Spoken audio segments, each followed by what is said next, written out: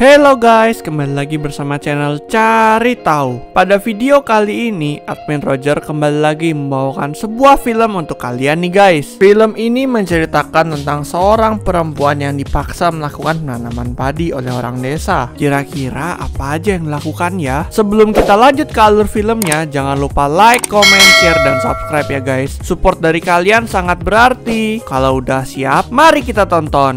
Let's go!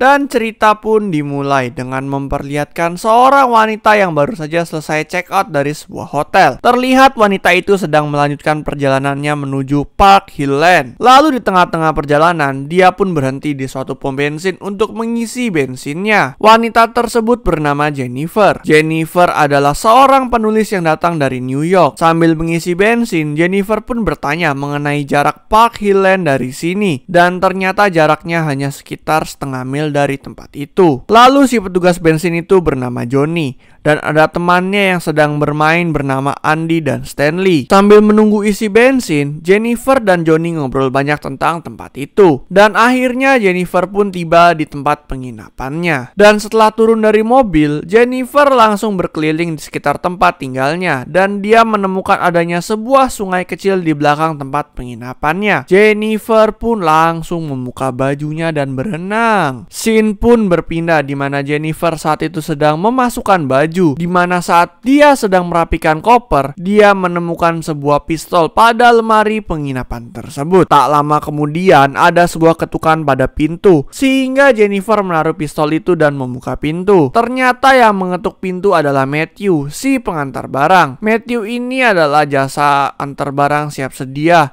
yang mengantarkan barang dari minimarket ke mana saja. Setelah mengantarkan barang Jennifer, Matthew pun pergi ke tempat teman-temannya dan dia menceritakan bahwa dia baru saja mengantar barang ke tempat cewek cantik. Lalu pada malam harinya, tampak Johnny, Andy, Stanley, dan Matthew sedang memancing di sungai. Dan tampak mereka sedang membahas tentang hidup dan tentang kalian tahulah kalau cowok-cowok lagi kumpul. Lalu keesokan harinya, tampak Jenny sedang bersantai sambil menulis dengan menggunakan bikini. Lalu dia didatangi oleh Andy dan Stanley dengan menggunakan kapal. Namun Jennifer tidak merespon godaan tersebut dan langsung berjalan masuk ke dalam tempat penginapannya. Pada malam harinya, saat Jennifer sedang membaca buku, dia pun mendengar suara-suara yang memanggil dirinya dan hal itu membuat Jennifer penasaran. Lalu ia pun keluar untuk mengecek keadaan. Namun Jennifer tidak menemukan apapun. Keesokan paginya, tampak Jennifer yang sedang bersantai di tengah sungai dengan perahunya. Dan tidak lama kemudian datanglah Stanley dan Andy yang langsung mengganggu Jennifer dan menarik perahunya. Andy dan Stanley menarik perahunya hingga sampai di suatu tempat. Jennifer tampak ingin dilecehkan oleh mereka, sehingga Jennifer pun lari ke dalam hutan. Namun karena Jennifer lebih lambat, akhirnya Jennifer berhasil ditangkap. Ternyata di hutan itu sudah ada Johnny dan Matthew di sana. Ternyata ini rencana mereka agar Matthew dapat melepas nama title perjaka. Namun karena Matthew menolak, akhirnya Johnny pun maju untuk menanam padi di sana. Dan setelah menanam padi, dan Jennifer pun berjalan dengan lemas menuju penginapannya. Namun tidak lama kemudian, Jennifer kembali bertemu dengan mereka. Dan sekarang giliran Andy yang menanam padi. Dan akhirnya setelah selesai, mereka meninggalkan Jennifer yang sudah sangat lemas di atas batu. Dengan sisa tenaga, Jennifer pun kembali ke penginapannya. Dan saat tiba di penginapan dan akan menelpon bantuan, tangan Jennifer tiba-tiba diinjak oleh Stanley. Jennifer pun melawan dengan menggigit kaki Stanley. Karena melawan, akhirnya Jennifer disiksa hingga dirinya lemas. Jennifer pun sudah tidak berdaya. Akhirnya dipaksa melakukan penanaman padi lagi, dan kali ini oleh si Matthew. Lalu setelah selesai, kali ini giliran Stanley. Namun karena apemnya udah sakit, Jennifer pun menawarkan diri untuk menggunakan tangannya. Namun hal itu malah dijawab oleh Stanley dengan sebuah pukulan bertubi-tubi. Lalu karena hal itu, Jennifer pun pingsan. Lalu saat akan kembali, mereka pun menyuruh Matthew untuk membunuh Jennifer. Namun Matthew tidak berani membunuh Jennifer karena dirinya yang penakut. Dan Matthew hanya mengoleskan pisau itu ke mulut Jennifer yang penuh darah. Hal itu dia lakukan agar teman-temannya percaya. Jennifer yang ketakutan pun hanya bersedih sambil mengobati lukanya. Lalu hari-hari berlalu. Kini keadaan Jennifer sudah membaik dan dia tampak sedang memikirkan cara untuk membalas dendam kepada orang-orang tersebut. tersebut. Scene berpindah di mana tampak para berandalan itu sedang duduk di sebuah restoran. Di sana mereka membicarakan mengenai Jennifer yang sudah terbunuh selama 2 minggu. Namun tidak ada berita apapun. Dan karena curiga, Johnny bertanya kepada Matthew pada bagian mana dia menusuk Jennifer. Dan jawaban dari Matthew sangat tidak memuaskan. Sehingga Johnny menyuruh Stanley dan Andy untuk mengecek keadaan dari Jennifer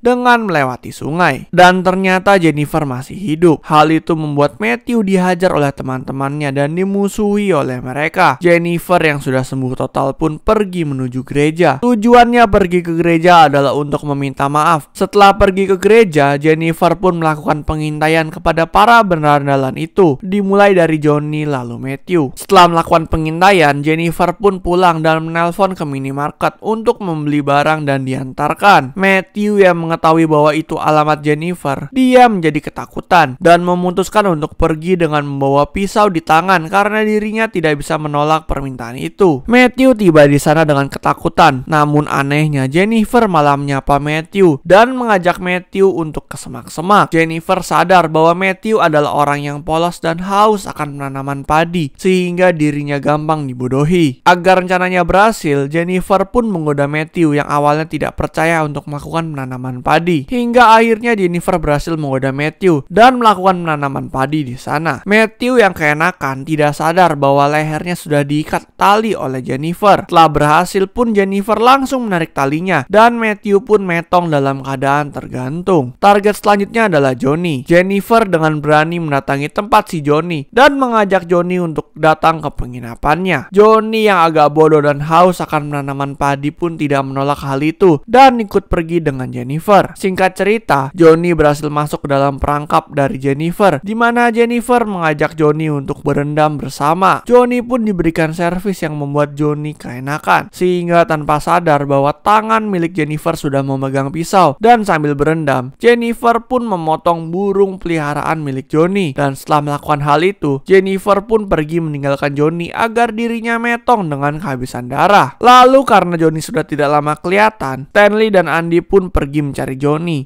hingga datang ke penginapan milik Jennifer. Jennifer yang sadar akan kehadiran mereka langsung menyelam ke dalam air. Dirinya pun menjatuhkan Stanley ke air. Stanley yang ketakutan pun meminta tolong kepada Andy yang membawa kapak untuk membunuh Jennifer. Namun Jennifer yang pintar malah berhasil merebut kapak milik si Andy. Dan setelah itu Jennifer pun melempar kapak itu ke punggung Andy hingga Andy metong. Dan akhirnya Jennifer pun menyikat habis Stanley dengan menggunakan baling-baling kapal. Akhirnya Jennifer berhasil membalas dendam dan film pun berakhir dengan sangat memuaskan dan cukup sadis. Oke guys, sekian dari alur cerita film I Spit on Your Grave tahun 1978. Jadi pesan moral yang dapat kita ambil, jangan pernah menganggap remeh orang lain, karena mungkin saja orang itu hanya belum menunjukkan kekuatannya. Jangan lupa untuk like, comment, share, dan subscribe ya. Admin Roger undur diri dulu. See you on the next video. Bye-bye.